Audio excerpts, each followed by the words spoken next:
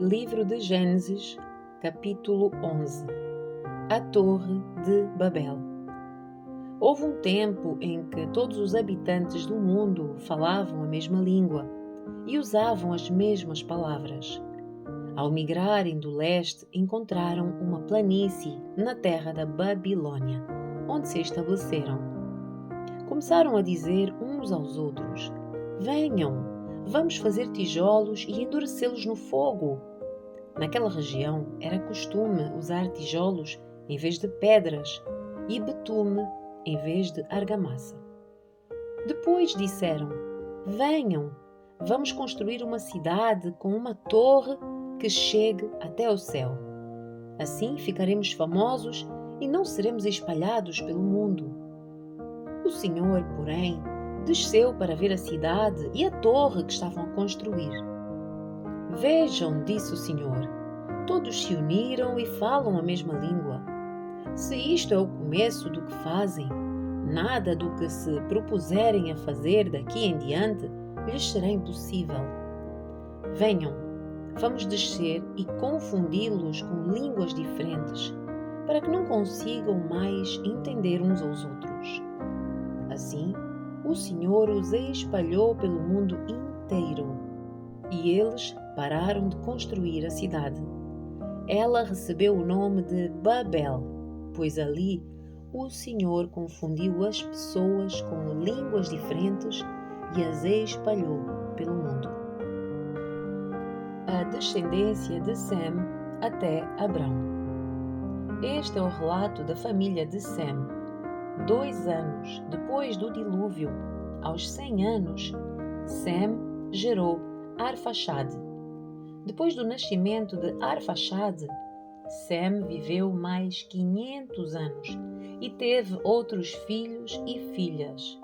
Aos 35 anos, Arfaxade gerou Salá. Depois do nascimento de Salá, Arfaxade viveu mais 403 anos e teve outros filhos e filhas. Aos 30 anos, Salá gerou Éber. Depois do nascimento de Éber, Salá viveu mais 403 anos e teve outros filhos e filhas. Aos 34 anos, Éber gerou Peleg. Depois do nascimento de Peleg, Éber viveu mais 430 anos e teve outros filhos e filhas. Aos 30 anos, Peleg gerou Reu. Depois do nascimento de Reu, Peleg viveu mais 209 anos e teve outros filhos e filhas. Aos 32 anos, Reu gerou Serug. Depois do nascimento de Serug, Reu viveu mais 207 anos e teve outros filhos e filhas. Aos 30 anos, Serug gerou Naor. Depois do nascimento de Naor, Serug viveu mais 200 anos e teve outros filhos e filhas. Aos 29 anos, Naor gerou Terá. Depois do nascimento de Terá, Naor viveu mais 119 anos e teve outros filhos e filhas. Depois que completou 70 anos, Terá gerou Abraão, Naor e Harã. A família de Terá. Este é o relato da família de Terá, pai de Abraão, Naor e Harã. Harã, que foi pai de Ló, morreu em Ur dos Caldeus, sua terra natal, enquanto seu pai, Terá, ainda vivia. Tanto Abraão como Naor se casaram. A mulher de Abraão se chamava Sarai e a mulher de Naor, Milca. Milca e sua irmã Isca eram filhas de Harã, irmão de Naor. Sarai, porém, não conseguia engravidar e não tinha filhos. Certo dia, Terá tomou seu filho Abraão, sua nora Sarai, mulher do seu filho Abraão, e o seu neto Ló, filho do seu filho Harã, e se mudou para Ur dos Caldeus. Partiram em direção à terra de Canaã, mas mas pararam em Harã e se estabeleceram ali. Terá viveu 205 anos e morreu enquanto ainda estava em Harã. Capítulo 12. O chamado de Abrão. O Senhor disse a Abrão: deixe a sua terra natal, os seus parentes e a família do seu pai, e vá para a terra que eu lhe mostrarei. Farei de você uma grande nação. O abençoarei e o tornarei famoso, e você será uma bênção para todos. Abençoarei os que o abençoarem, e amaldiçoarei os que o amaldiçoarem. Por meio de você, todas as famílias da terra serão abençoadas. Então, Abraão partiu como o Senhor havia instruído, e Ló foi com ele. Abraão tinha 75 anos quando saiu de Harã.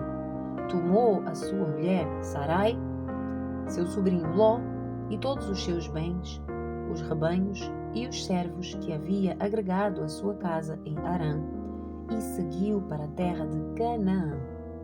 Quando chegaram a Canaã, Abraão atravessou a terra até Siquém, onde acampou junto ao carvalho de Moré. Naquele tempo, os cananeus habitavam a região. Então o Senhor apareceu a Abrão e disse: darei esta terra aos seus descendentes. Abraão construiu um altar ali e o dedicou ao Senhor, que lhe havia aparecido. Dali Abraão viajou para o sul e acampou na terra montanhosa, entre Betel, a oeste, e Ai, a leste. Construiu ali mais um altar dedicado ao Senhor e invocou o nome do Senhor. Abraão prosseguiu em sua jornada para o sul, acampando ao longo do caminho em direção a Negueb. Abraão e Sarai no Egito. Naquele tempo, uma fome terrível atingiu a terra de Canaã, e Abraão foi obrigado a descer ao Egito, onde viveu como estrangeiro. Aproximando-se da fronteira do Egito, Abraão disse a Sarai, sua mulher: você é muito bonita. Quando os egípcios a virem, dirão: é mulher dele, vamos matá-lo para ficarmos com ela. Diga, portanto, que é minha irmã. Eles pouparão a minha vida e por sua causa me tratarão bem. De facto, chegando Abrão ao Egito, todos notaram a grande beleza da sua mulher.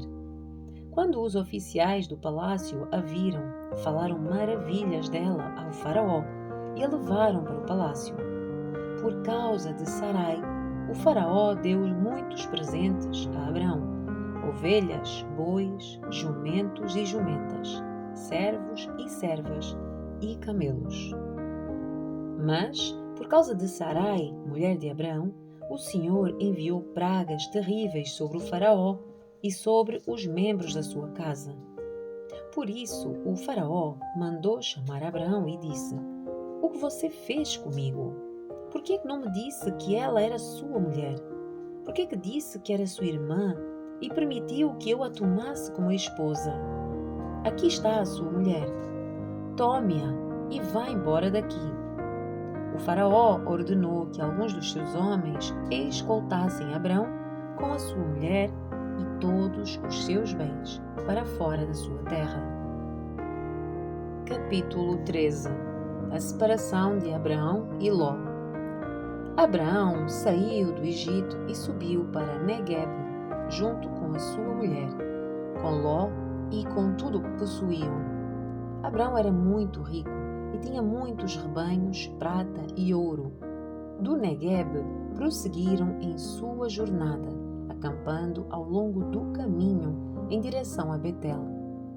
Por fim, armaram as tendas entre Betel e Ai, onde haviam acampado anteriormente, e onde Abrão havia construído um altar.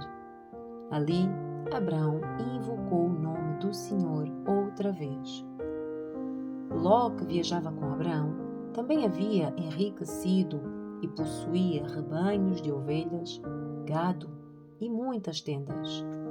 Os recursos da terra, porém, não eram suficientes para sustentar Abrão e Ló, com todos os seus rebanhos, vivendo tão próximos um do outro.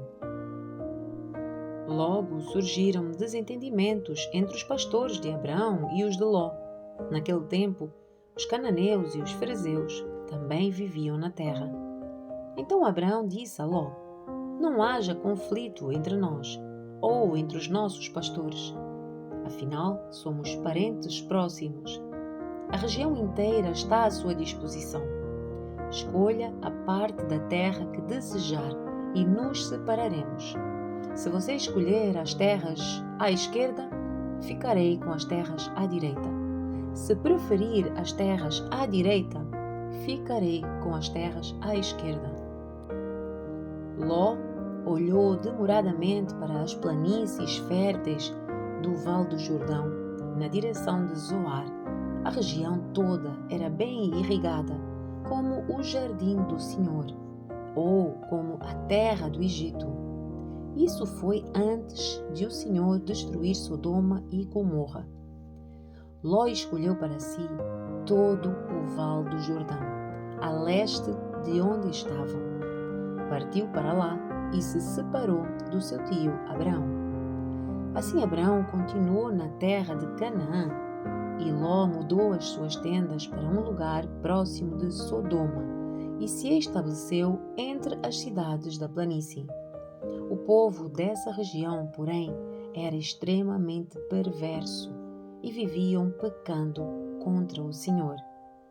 Depois que Ló partiu, o Senhor disse a Abrão: olhe até onde a sua vista alcançar, em todas as direções, norte e sul, leste e oeste.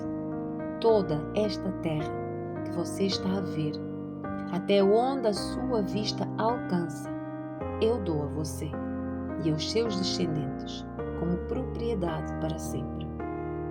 Eu lhe darei tantos descendentes quanto o pó da terra. De modo que, se fosse possível contar o pó da terra, seria possível contar os seus descendentes. Vá e percorra a terra em todas as direções, porque eu dou a você.